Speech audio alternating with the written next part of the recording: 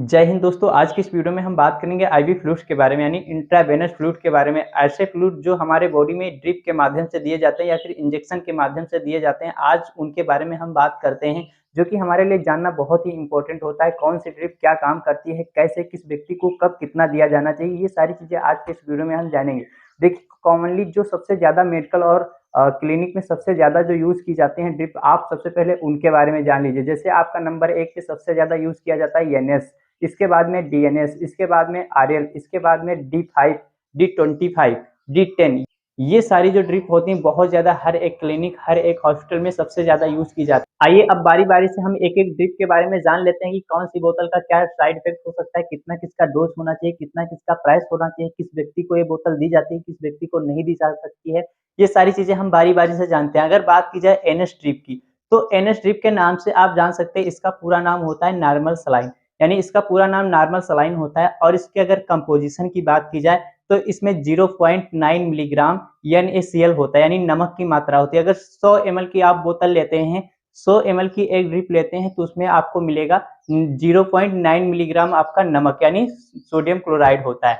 और अगर इसके उपयोग की बात करें, इसका यूजेस क्या होता है, तो अगर किसी व्यक्ति का ब्लड लॉस हुआ है, डिहाइड्रेशन हुआ है, वोमिटिंग की वजह से उसको पानी की कमी हुई, या फिर डायरिया हुआ है, दस्त बहुत ज्यादा हुआ है, तो उस समय इसका उपयोग किया जा सकता है।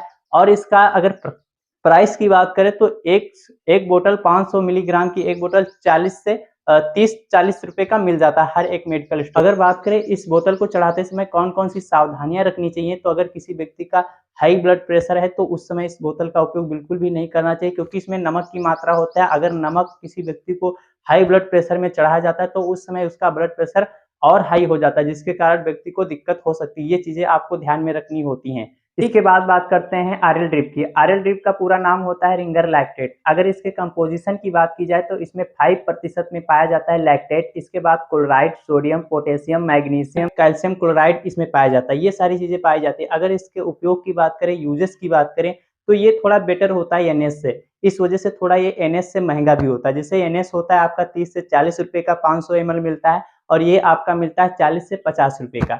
ये इतना इसमें फर्क होता है। इसके अलावा अगर इसके उपयोग की बात करें तो इसका भी यानी अगर किसी व्यक्ति का एक्सीडेंट हुआ, ब्लड लॉस हुआ, तो उस जगह पे इसका उपयोग किया जाता है। इसके अलावा अगर किसी को डिहाइड्रेशन हुआ है, पानी की कमी हुई है, तो उस समय पे अगर किसी को चक्कर बहुत ज्यादा आते हैं तो उस समय पे इसका यूज किया जाता है। अगर कोई बर्न, कोई जल गया है तो उस समय पे इसका यूज किया जाता है। कोई बेहोश हो रहा है बार बार तो उस समय इसका यूज किया जाता है। इसका एक दिन में 2 से 3 बोतल चढ़ाया जा सकता है। अगर बात करें इस बोतल को चढ़ाते समय कौन कौन सी सावधानियां रखनी चाहिए, तो अगर किसी व्यक्ति का हाई ब्लड प्रेशर है तो उस समय इस बोतल का उपयोग बिल्कुल भी नहीं करना चाहिए, क्योंकि इसमें नमक की मात्रा होता है। अगर नमक किसी व्यक्ति को हाई ब्लड प्रेशर में चढ़ाया जाता है तो उस समय उसका ब्लड प्रेशर और हाई हो जाता है, जिसके कारण व्यक्ति को दिक्कत हो सकती है। ये चीजें आपको ध्यान में रखनी होती हैं, ठीक है। इसके बाद सबसे ज्यादा यूज की जाने वाली ड्रिप का नाम होता है डीएनएस। डीएनएस का पूरा नाम होता है डेक्स्ट्रोज नॉर्मल सलाइन, यानी कि इसमें नमक के साथ में आपका चीनी भी होता है। जो आपका डेक्स्ट्रोज होता है इसको चीनी बोलते हैं, यानी कि चीनी की मात्रा नमक के साथ में होती है। इसमें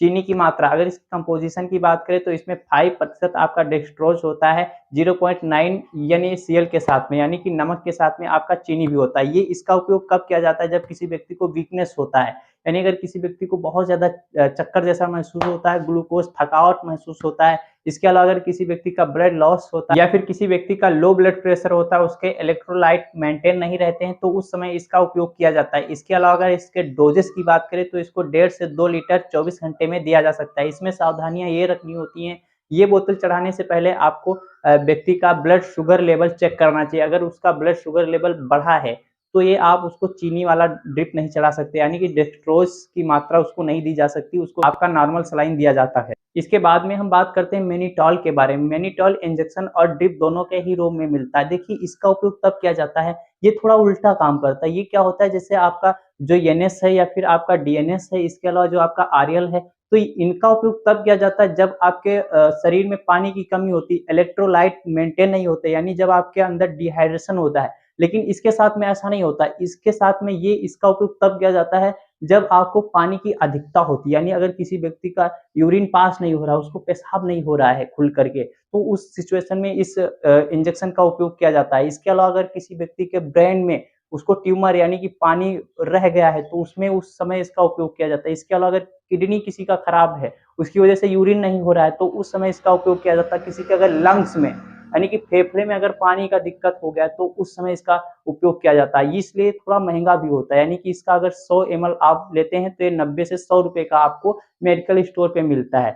इसमें बस यही होता है। अगर इसके अलावा अगर बात की जाए D5, D10, D25 तो इसमें आप यही आप अंदाजा लगा, जैसे आपका जैसे DNS था तो उसमें 5% आपका डेक्सट्रोज था, इसमें D5 में 5% डेक्सट्रोज होता है। इसके अलावा आपका जो D10 होता है उसमें 10% डेक्सट्रोज होता है। इसके अलावा अगर आपका D25 होता है यानी डी डेक्सट्रोज 25% अगर किसी ड्रिप में होता है तो जब किसी व्यक्ति को बहुत ज़्यादा ब्लड शुगर लेवल कम हो जाता है तो उस समय इन बोतलों का उपयोग किया जाता है। इस तरीके से आप जान सकते हो कौन सी ड्रिप कब किस व्यक्ति को चढ़ाई जाती है। इसके अलावा हमने आपका डोज भी बता दिया है। अगर फिर भी आपका कोई भी ड्रिप से रिलेटेड कोई भी आपका क्वेश्चन रह जाता है तो आप कमेंट बॉक्स में पूछ सकते हो। हम कोशिश करेंगे कि अगले वीडियो में आपको इससे भी बेहतर समझा पाएँ, जिससे आपका हर एक डाउट्स पूरा हो जाए। मिलते हैं नेक्स्ट वीडियो में, तब तक के लिए जय हिंद, जय भारत।